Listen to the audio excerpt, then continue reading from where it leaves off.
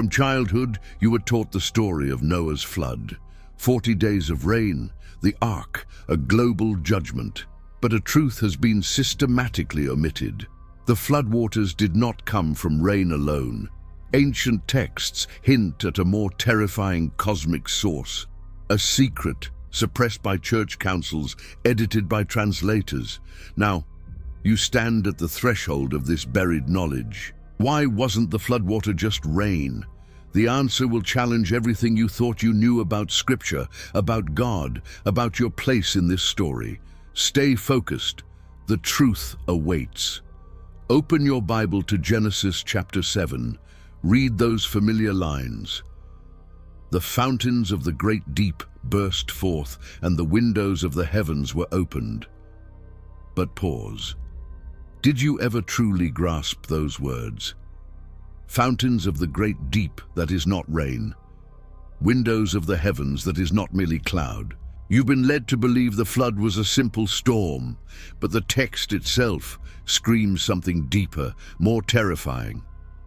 For centuries, theologians have softened these phrases, calling them poetic. They were wrong. This is a cover-up. The floodwaters came from two sources, the abyss surging from below and the celestial waters pouring from above. Why does this matter?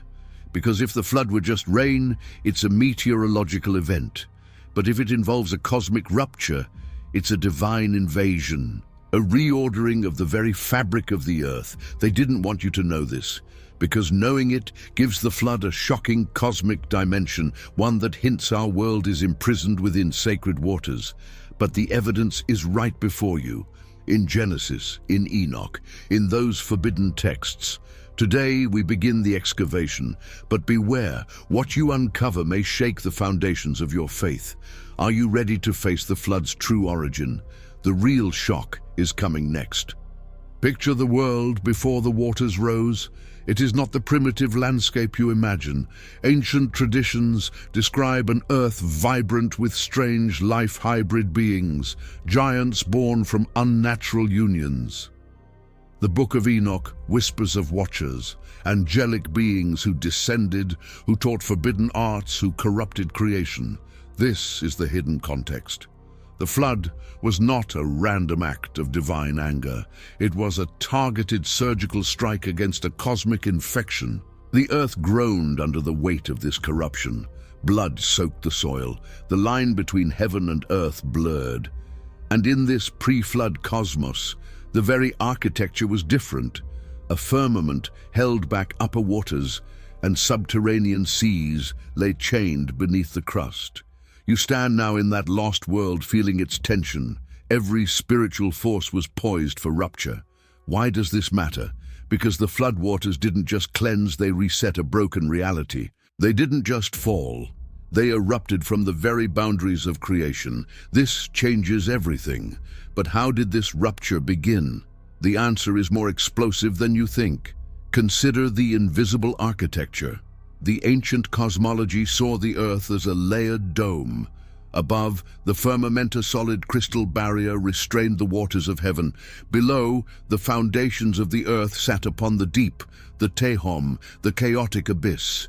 This was the cosmic order, a delicate balance. Humanity lived in the space between. But that order was violated. The Watchers crossed boundaries. Their offspring, the Nephilim, defiled the land.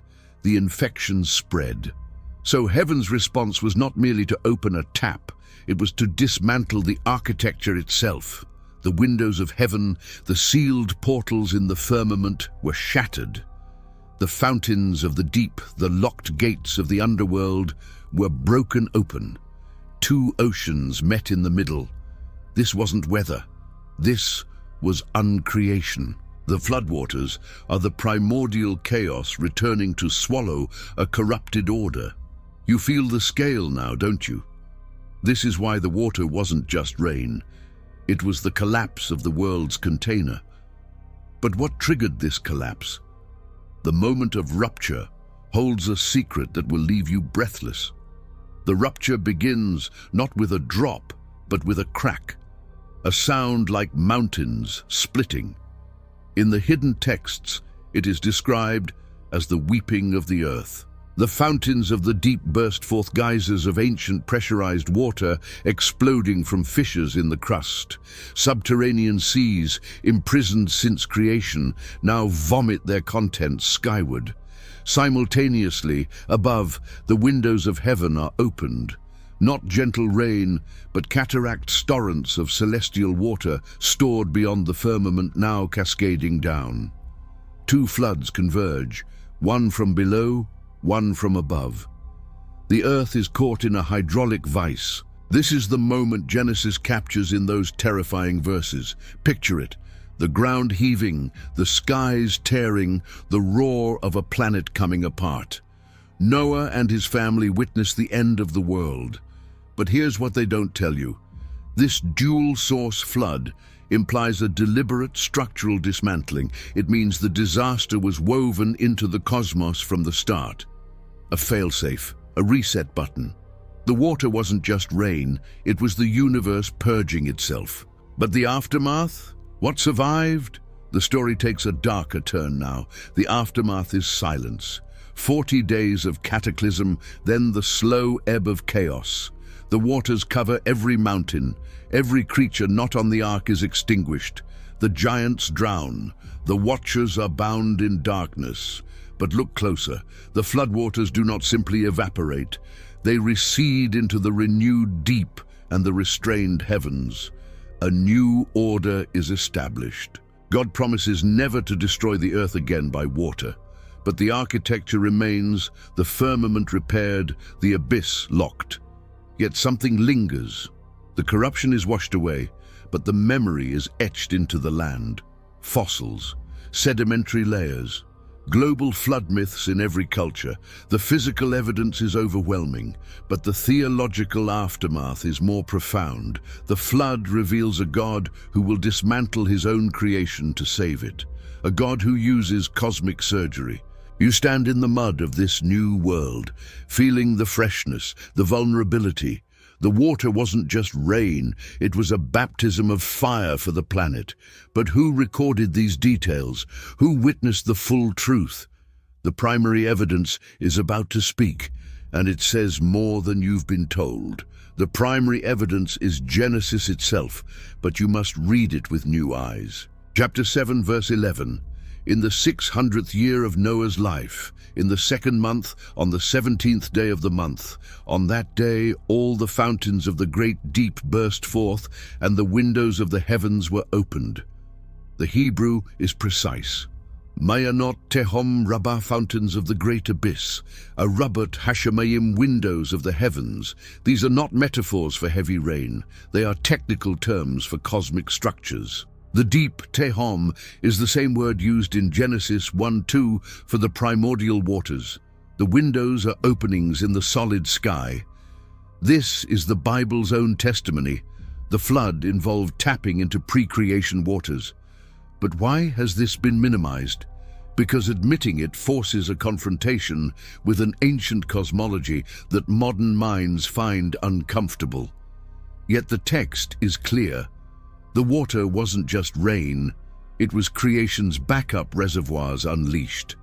But Genesis is not the only witness. There are other documents suppressed, banned, almost lost. They fill in the gaps with terrifying clarity. Enter the hidden testimony, the Book of Enoch, specifically the astronomical book and the Book of the Watchers. Enoch describes the heavens in detail, the storehouses of wind, of hail, of rain, and the upper waters held behind crystalline gates. He speaks of the earth's foundations and the chambers of the deep. When the flood comes, these seals are broken by divine command. Enoch even mentions the 7 mountains of the west where the waters gather. This is not allegory, it is a cosmic map. Other apocryphal texts, like Jubilees, echo this. They confirm the dual-source flood. Why were these books excluded from the canon? Early church fathers like Augustine dismissed Enoch as non-authoritative, but the real reason is control. Enoch's cosmology gives too much power to the narrative. revealing a universe filled with accessible spiritual mechanics. It turns the flood from a simple punishment into a complex cosmic event. They didn't want you to know this, but against all odds, these texts survived. Who preserved them? The keepers are waiting in the shadows. The keepers are the communities that refused to let Enoch die. The Essenes at Qumran who hid the Dead Sea Scrolls. Ethiopian Christians who never removed Enoch from their canon. Medieval mystics and Kabbalists who copied the texts in secret. These were men and women who risked everything to guard a dangerous truth.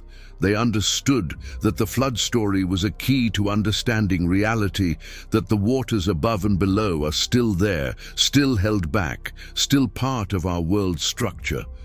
They passed down the knowledge that the flood was a breach in the boundary between the sacred and the profane. You are inheriting their legacy. If you feel that you were made for this kind of hidden truth, write in the comments what most shook you so far and share this video with one person who also hungers for more. Your voice helps this buried story reach the ones who need it. The keepers held the line for millennia. And then, centuries later, a discovery in a desert cave would change everything. The modern discovery, 1947, the Dead Sea Scrolls. In a cave near Qumran, a shepherd stumbles upon jars containing ancient manuscripts. Among them, multiple copies of the Book of Enoch, preserved in Aramaic and Hebrew. Suddenly, a text considered legendary was proven historical. Scholars were stunned. The scrolls dated to before Christ, confirming Enoch's antiquity. They contain detailed descriptions of the flood's mechanics, the windows, the deep, the angelic roles. This was not a later Christian invention. It was Jewish apocalyptic thought that shaped Jesus' own world. Archaeological geology added more. Evidence of massive inundations in the Black Sea region, sediment layers matching catastrophic flooding. The puzzle pieces fit.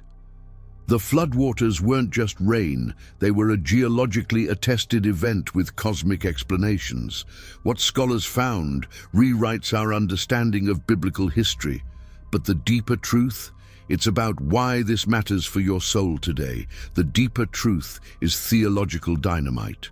If the floodwaters came from both above and below, then the event symbolizes total immersion, purification, that touches every level of reality.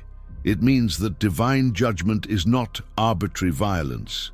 It is a surgical extraction of corruption from the very fabric of creation. The water represents the boundary between chaos and order, and God temporarily lifted that boundary to reset the system. This changes how you see baptism, how you see judgment, how you see hope. Your own life has its own floods moments, when the foundations crack and the heavens seem to pour. Understanding the dual source gives you a framework. These crises are not mere accidents. They are cosmic resets. You are part of a story where the architecture can be remade. The water wasn't just rain, it was a sacrament of destruction and rebirth. But this isn't just ancient history. This is about you. Your calling is emerging from these waters. Your calling is to remember, to recognize that you live in a world still structured by those same waters. The firmament is above you, the deep is below. Your spiritual journey is about navigating these boundaries. When you feel trapped, remember the floodwaters. They show that God can breach any barrier to bring renewal. Your calling is to be an ark tow carry truth through the deluge, to preserve what matters. The flood story teaches that corruption invites collapse, but righteousness finds refuge. You are being asked, will you build your life on foundations that can withstand the rising deep? Will you look to the windows of heaven for grace? This is urgent. The water wasn't just rain, it was a warning and a promise. And the evidence of this truth is still out there, etched in stone and soil. The physical traces await your discovery. The physical traces are everywhere. Geological strata show global sedimentation events consistent with catastrophic flooding, marine fossils on mountaintops, ancient flood myths from Mesopotamia, Gilgamesh, Greece, Deucalion, India, Manu, the Americas, all echoing a dual-source deluge. In Turkey, the proposed site of Noah's Ark has rock formations resembling a ship. But more compelling are the textual artifacts, cuneiform tablets describing the Abzu, the deep, and An, heaven, pouring forth. The evidence converges, a real event, interpreted through a cosmic lens. The water wasn't just rain, it left marks on the planet's memory. These traces are whispers from the past, urging you to believe that the story is real, that the cosmos is interconnected, that the flood was a hinge moment in history. But not everyone wanted this found. Opposition arose to silence these whispers. The opposition began early. Church councils, like the Council of Laodicea in the 4th century, rejected Enoch and other apocrypha. Jerome, translating the Vulgate, marginalized them. Augustine argued against their canonicity. Why? Because these texts presented a universe too enchanted, too complex, too independent of clerical control. They revealed a flood that was more than a moral lesson, it was a cosmic war. That narrative was dangerous to institutional power. It suggested that every believer could access hidden knowledge about heaven and earth, so the texts were banned, burned, labeled heretical. The dual-source flood was reduced to a simple rainstorm in Sunday school. This was not ignorance, it was suppression. They didn't want you to know the full story because it empowers you. Now you know what they feared. The question is, what will you do with this knowledge? Your decision is now. Will you accept this expanded truth? Will you let it reshape your faith from a flat story into a multidimensional cosmos? Will you share it, even if it unsettles others? This is not just about ancient water. It's about living in a universe where divine boundaries are real, where judgment and grace flow from above and below. Your decision matters because silent knowledge dies. If this revelation is reshaping how you see the sacred, and you want more forgotten texts and forbidden histories uncovered, say it in the comments and follow this channel. Your support is what makes the next revelations possible. The water wasn't just rain. It's a call to dive deeper, but there's one final revelation, the ultimate meaning behind it all. The final unveiling returns to the beginning.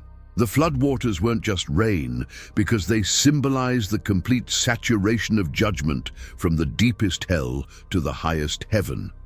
Nothing escapes. But in that totality, there is hope. The ark floats on the very waters that destroy, a sign that redemption is possible within the catastrophe. The dual source means God's reach is total, his purification exhaustive. For you, this means that no part of your life is beyond his reach. The depths of your pain, the heights of your joy, all can be flooded with meaning. The water wasn't just rain, it was the universe weeping and washing itself clean. Remember this the next time you see a storm. You are living in a post-flood world where the architecture holds, but the memory remains. Carry this truth, build your ark. The journey doesn't end here, it begins. You were made for this.